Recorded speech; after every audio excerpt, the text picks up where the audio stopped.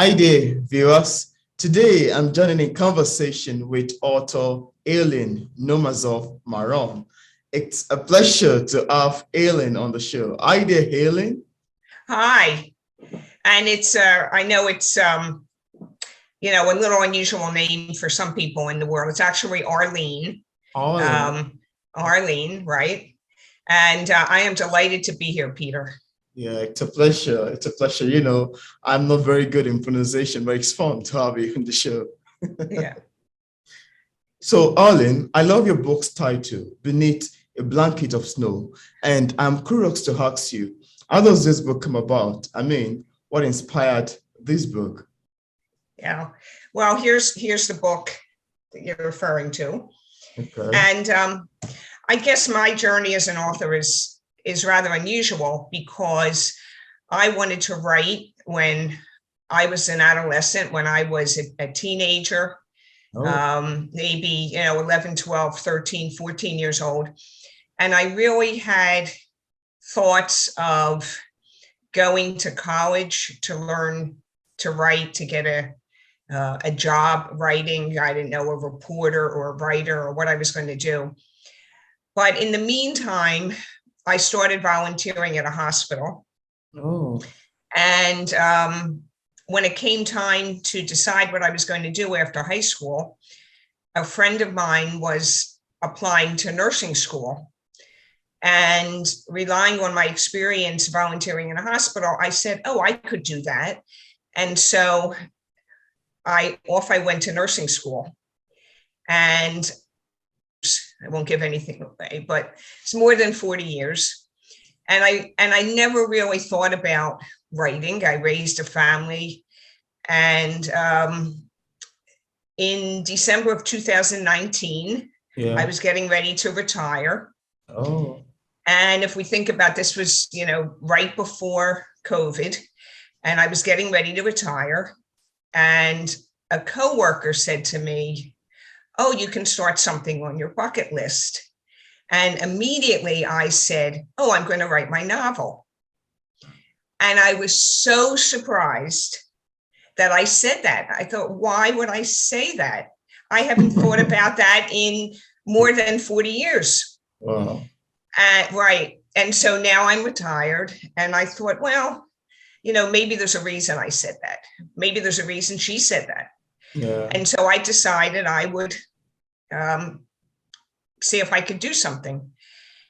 And so that was the beginning of March of 2020 that I actually wrote a chapter. And then COVID really hit the US and we were quarantined. And so I started to write. And I still really had no idea whether I was writing anything that was worthwhile. Wow. Yeah. But that's what happened. And I finished the first draft of that book in May of that year. So I wrote that pretty quickly. Oh. And then I got it out to my readers in July. So just about 2 years. Oh. Wow.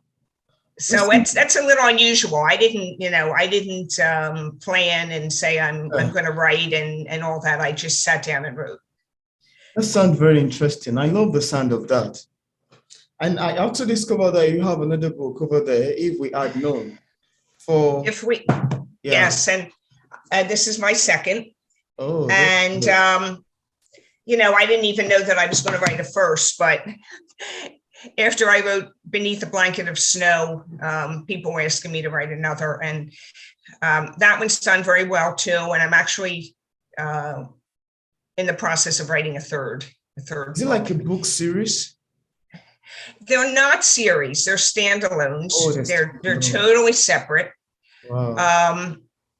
Unlike some authors who plan out a series and say, I'm going to have 6 books and this is what's going to happen in each book. I didn't plan this. It was something that I just sat down to write. Okay. And, in some ways I am writing what I like to read, because I always like to read generally standalone books, books that are totally separate from each other. It's great. And books about people and families and their issues. And so, that's what I've done. And it's a totally different world out there. I spent a long time working as a nurse, and this is just totally different. Yeah, that's great. And I think would love to know more about If We Had Known. For readers like me who haven't read If We Had Known yet, without giving much information away, could we have a sneak of what you would expect picking up the book? Sure. So my books are totally fiction, but I do draw on my experiences and my thoughts and my emotions. And I think, like most people, we often wonder, well, what would have happened? What might I have done differently if I had known that XYZ was going to happen? Obviously, something like the pandemic, we can't plan for. We can't say, oh, if I had known there was going to be a pandemic. But, if you had known that, when something was going to happen, what would you have done? And in this case, the protagonist, Carly, has to reach back into something that's happened more than 30 years before. And her past and her present collide, and she has to consider what she would have done if she would have done something differently if she had known what was going to happen in her life. And I know that I have certainly asked that question, and I have certainly through a trying period in my life, because I think that most people have something trying in their lives. Absolutely. And I said to myself after this incident happened, this trying period, if I had known, if somebody had told me, 5 years ago that this is going to happen, I would have said, no way. There's no way I'm going to deal with that. But we don't get a choice. And so, hence the crystal ball on the cover. If we looked, and honestly, would we want to know? How many of us would? Right. Most of us would not. Some people say, right.